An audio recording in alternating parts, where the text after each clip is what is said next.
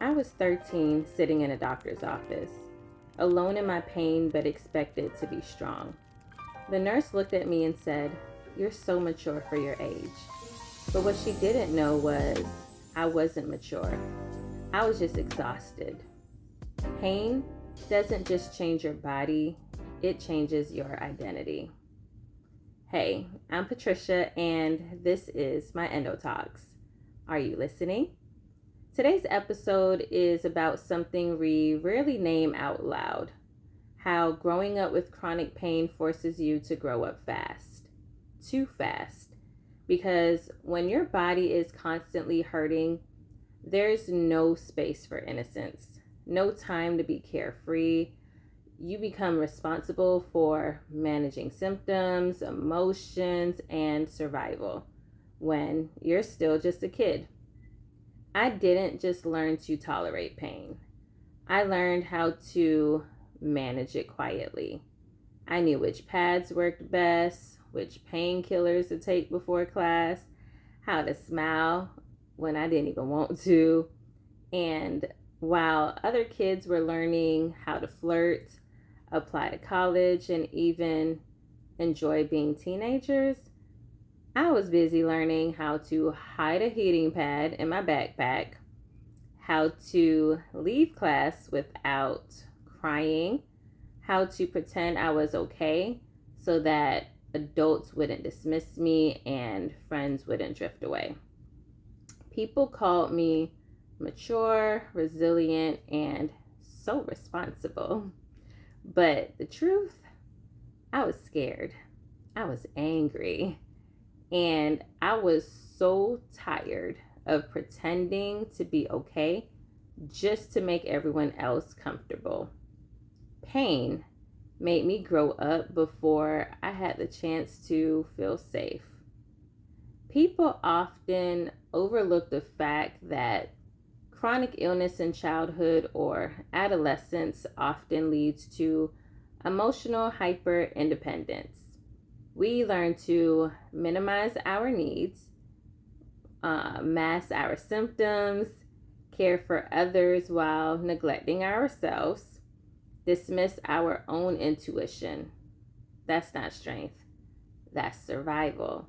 And when you stay in survival mode long enough, it becomes your personality. You become the strong one, the fixer, the one who doesn't complain. But underneath that, you're still that young version of yourself carrying too much alone.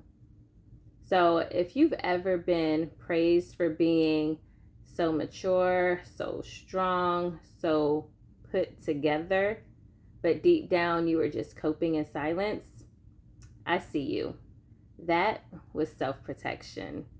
That was you doing what you had to do in a world that didn't believe your pain. And now you don't have to carry it all alone. You don't have to keep being the strong one. You are allowed to rest, to soften, to unravel, to heal. So, who did you have to become to survive your teenage years?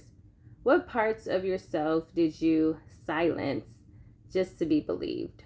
Or at least left alone? Name it, honor it. That version of you deserves compassion, not criticism.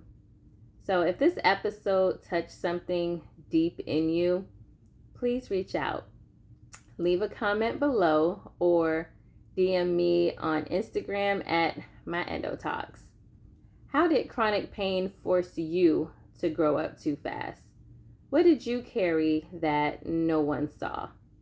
I want to feature your voice in an upcoming listener episode because your experience matters here.